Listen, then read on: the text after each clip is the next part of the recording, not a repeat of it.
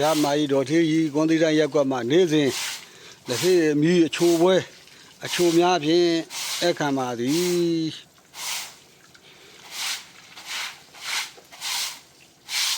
လက်ဖေးချိုမုံပြတဲ့လက်ကောင်းချင်းပေါင်းအကျော်များဖြင့်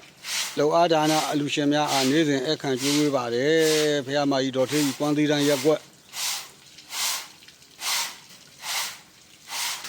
ဆရာတော်ဥကုသလခေါ်ဦးဆန်းဒီကိုဝေလူအောင်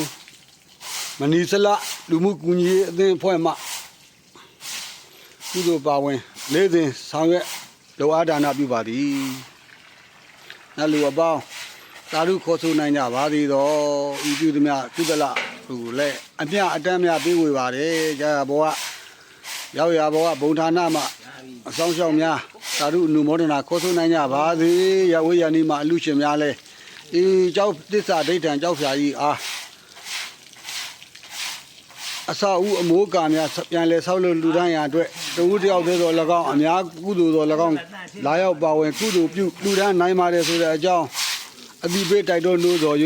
ထိကြအပ်ပါသည်သာဓုသာဓုသာဓု